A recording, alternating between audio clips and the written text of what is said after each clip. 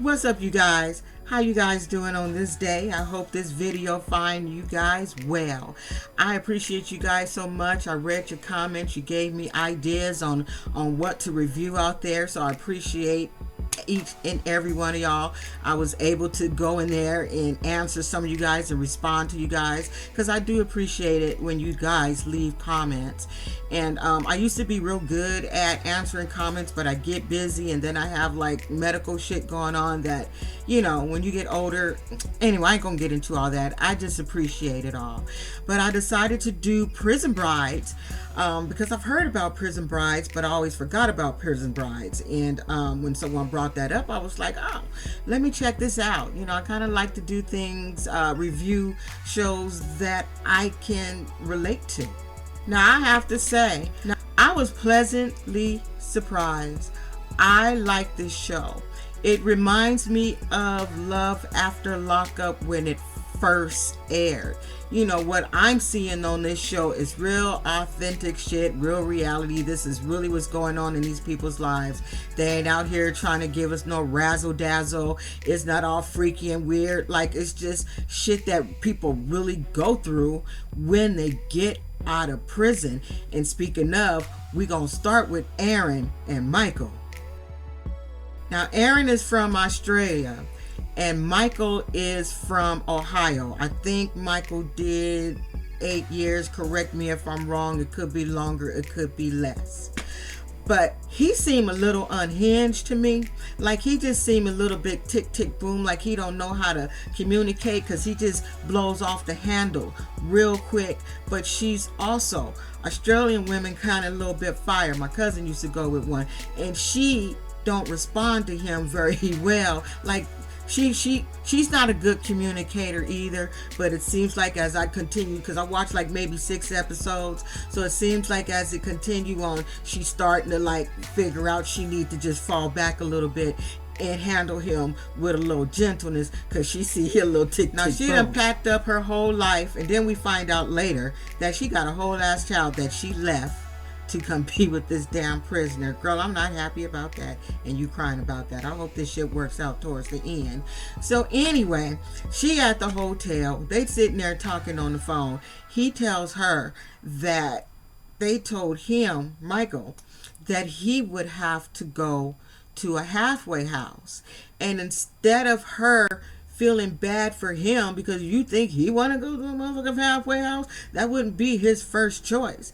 But she was like, oh my God, I changed my whole life. I did this. She made him feel guilty about them, the people, making a decision to make him go to a halfway house. And I'm just sitting there going, girl, you don't hear yourself. Like, I understand you moved and did everything you had to do, but he can't control what these people told him. What he needed to do was go to a halfway house when his ass get released, right? So now they driving. She's driving. She's driving on her way to pick him up. It's release day. She ready to go get her man. He calls.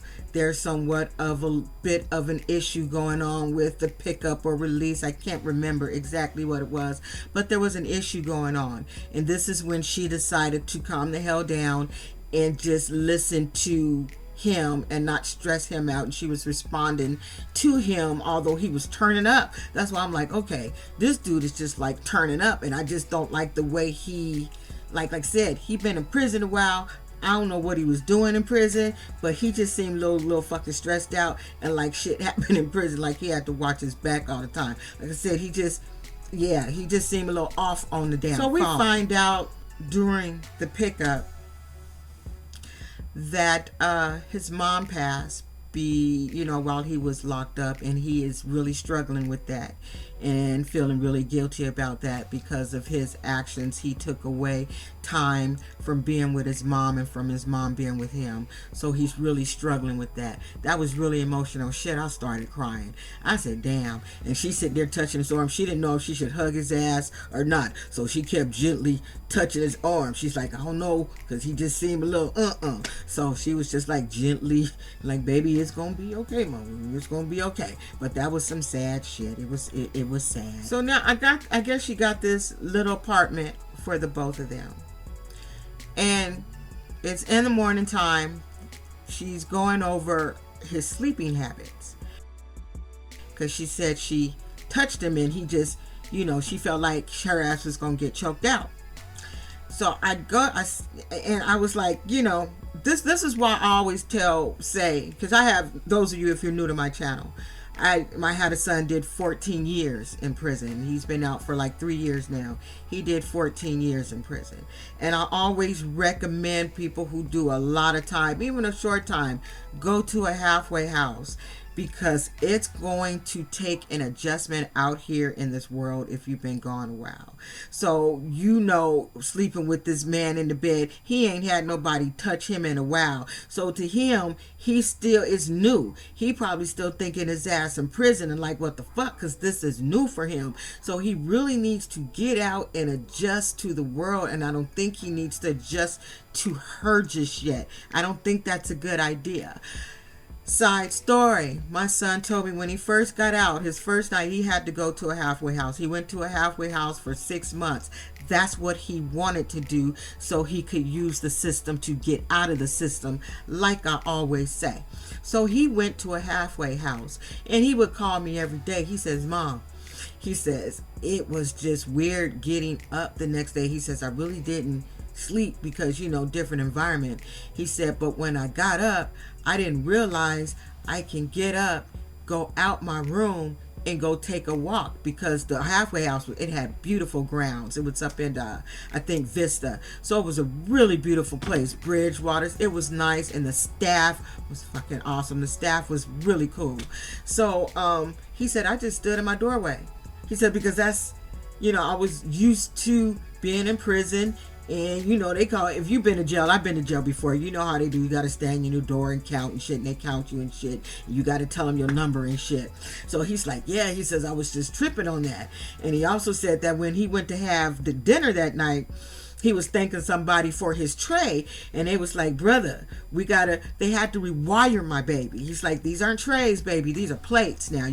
We're not in prison anymore. So you literally got to get out. If you've been doing a whole lot of time, some of them, they have to rewire their brain and get out of that prison thing. And sometimes a halfway house is better to do that with, because sometimes the person, your mate, she may not understand what you're going through, so they need that little separation. This is just my opinion. So like I said, I ain't watched it all yet, so we'll just see where it go. But like I said, I feel like he should have went to a halfway. Now what I thought was just absolutely cute, and it made me tear up too, he was able to, I think it was his sister, correct me if I'm wrong, somebody was able to get a ring for him because he wanted to propose for her. He felt like this lady been riding for him, and his mother died in peace knowing that she would be there to take care of him, and he's just really appreciating the shit out of her, and I just love it.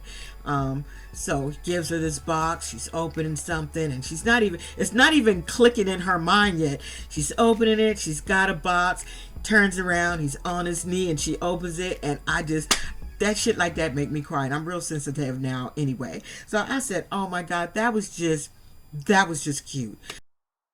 So like I said though, I hope it works out. Still got a lot more to watch, so thank you for putting me on to this.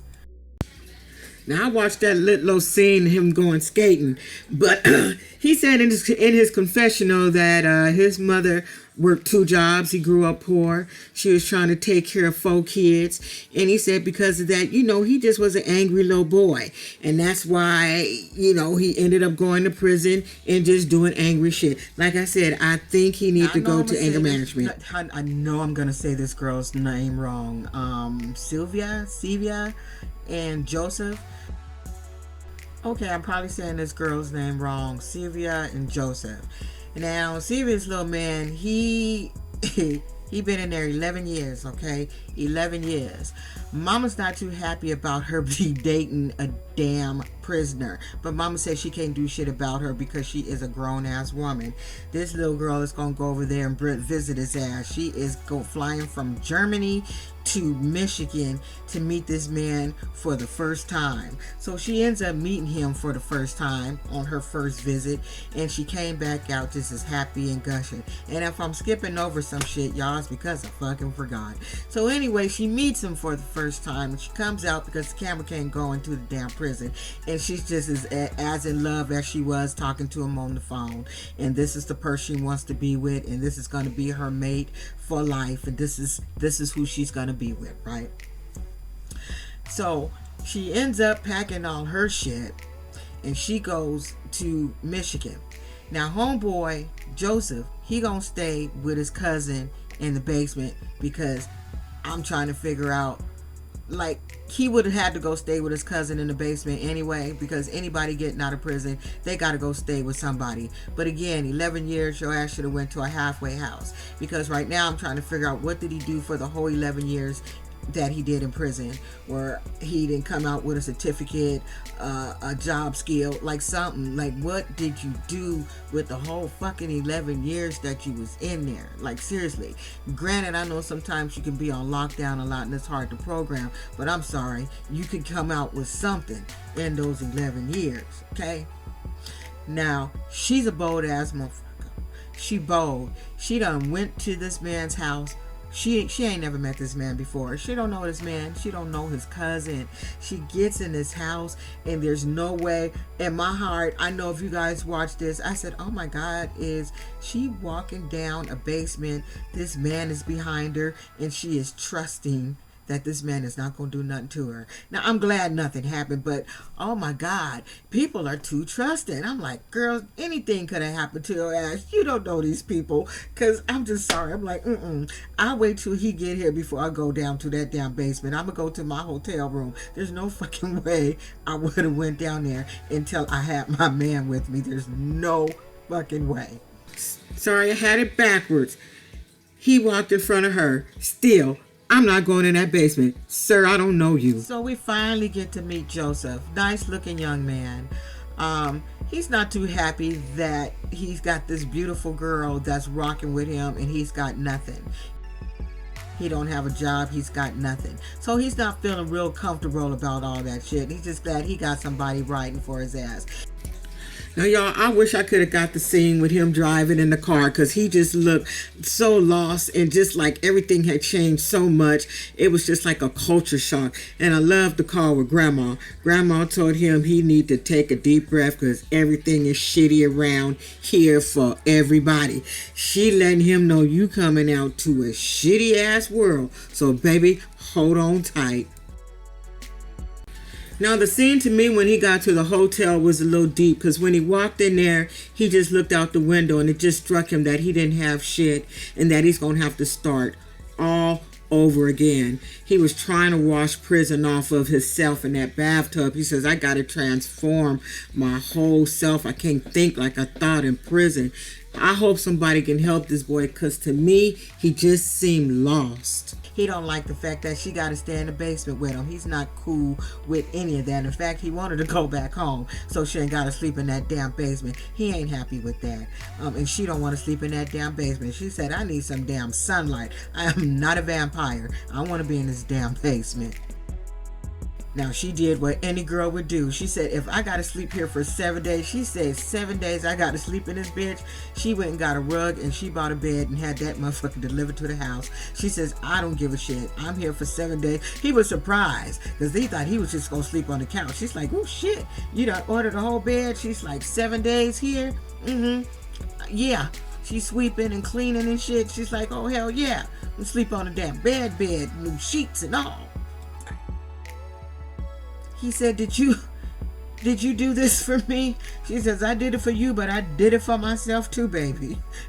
She was straight up honest about that. Now, she kind of reminded me of, God, what's her name? Louis' chick, Melissa. Because she had no insight into how hard it's going to be for this man to get a job, and he just did 11 years in prison. He don't have a resume. He probably don't even know how to fill out a resume, because he went in as a damn near teenager, so he probably never had a real job. So how do you think he going to get a job? Because she says, I need you to get a job, and I need you to get an apartment and you know, get your own shit. How's he going to do that? And what time frame are you going to give him? Because he going to need a whole little while to do that. There's credit that he got to get. Like, I'm just sitting there thinking, girl, what world are you coming from to think it's just going to be that easy for him. Like it's just not. So I hope she get it together in her mind about what she think this man can do, because it's not going to be easy for him. It's just not. Like I said, he had no plans coming out, and he should have went to a halfway house too, so they can help him with resumes and help him get on his feet and help him get a license and social security card. Like, you got to have all that shit. He been gone for 11 years, so there's just so much that he has to do. And I just hope there's somebody there to help guide him to do those things, because I don't think she really know. Y'all, and the last one, ANDREEA, is it Andrei in Cage, the girl from Romania? Her man got 50 years. He's serving 10. He done served 10 in Texas. And she talking about marrying his ass. Her parents, they upset. That poor daddy, he just be breaking down in tears and shit, because he can't believe that his daughter gonna throw away her whole life waiting 50 years for this motherfucker to get out, like, and just not no grandkids. We ain't gonna have nothing. She ain't gonna be able to do that shit. I just don't see any, like, girl, really, you gonna be able to do? So I know when the prison called and canceled their wedding plans because she was getting ready to get married and shit, I know when they canceled those plans because there was a lockdown, and she told the parents, I could see on the father's face, I know in his mind he was jumping up, kicking his feet. You know he was. They was happy as shit. They was like, the Lord, whoever they was praying to, they was like, I know they heard their prayer. They was like, please, they don't want their daughter to marry this man and just waste her whole ass life. And I think she's making a big mistake. Like, I'm sorry, girl. That's a long ass time. He shouldn't even want you to wait 50 ass years for him. You don't need to marry him. You can keep visiting his ass and seeing him and sending him snacks. You can pretend you married, but you ain't got to marry his ass, girl. If you want to be all in, but you ain't got to do that shit. Anyway, they have so many cast members on there. I said, shit, how many of these motherfuckers got? I think it's about 4 or 5 more. But anyway, thank you for putting me on to this. I'm sorry I don't have your name in front of me, but you know who you are. But thank you, and thank all of you guys who gave me suggestions. Just because I'm not doing it don't mean it's off the table. We got a whole month of shit to do of March, baby. Anyway, I'll see you guys for something else later on. Don't be an asshole, y'all. Bye.